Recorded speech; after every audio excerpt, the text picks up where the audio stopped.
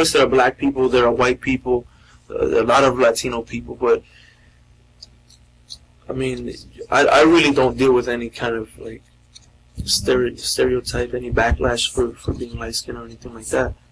Yeah, I fortunately have been mostly in situations where that hasn't been in the forefront.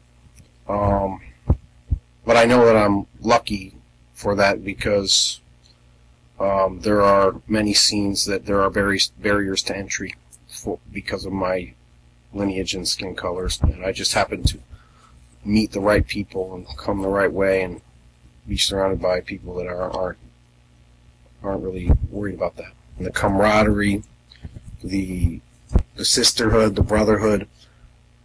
It's like the ceremony starts, it's nice, it ends, we walk out, we go back out to our separate lives. But the experience in Cuba was much different. They're just living, breathing every day. They walk out of their house. It's the same vibe all the time. So I mean, it is what it is. The whole melting pot aspect of New York has helped Ocha thrive. But then there's another dog eat dog, do whatever you got to do to pay the rent, which is kind of eating at the other end of it. In this country, a lot of things tend to become businesses. So, just like anything else, a lot of people use this religion as a business, as a way to make a living, and a lot of people make a good living out of it. And I'm not passing judgment on it. There's a lot of people that do it the right way, but there's a lot of people that take advantage of others. As far as New York is concerned, everybody is like on the go. Everybody's on the move. And like me and Emery are always talking about how, in order, especially with the drumming, in order to get to a certain level, to really know the music super well, to know it, you got to get that out of you. And it's really hard living here in New York to get that out of you. Just keeping up with the pace of the environment around you, you find yourself rushing somewhere. Like, if I want to hang out at Central Park and I'm walking down the street, I find myself walking fast because everybody else is walking fast. So it's hard to relax here.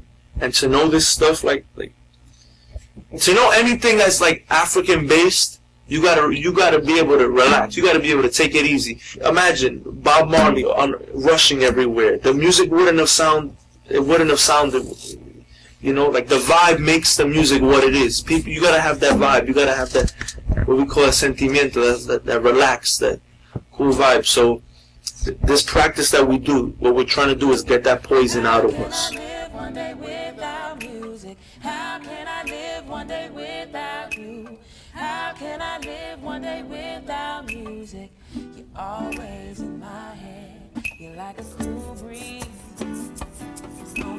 The reverence for the God in nature, the God in the river, the God in the air, everywhere, the God everywhere around us, and rather than looking at God as some abstract thing that we can never understand and we should be afraid of always, but just something that we embrace and celebrate every day.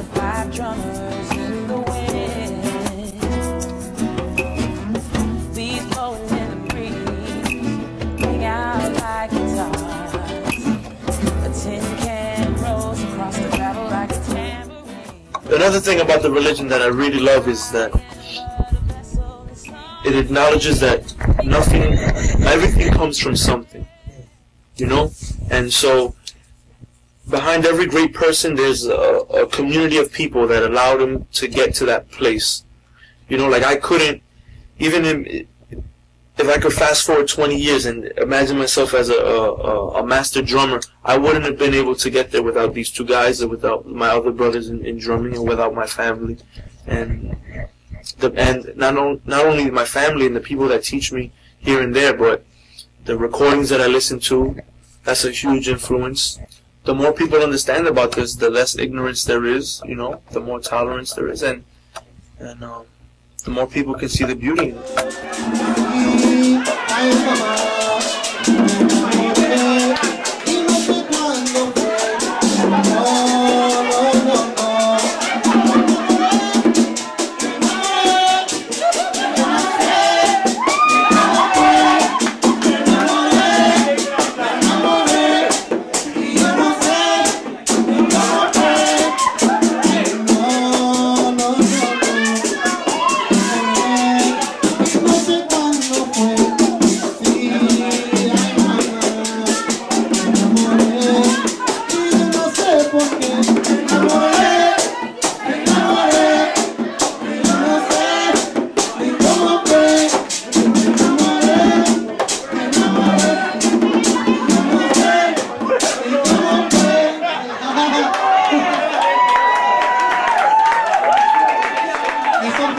round of applause.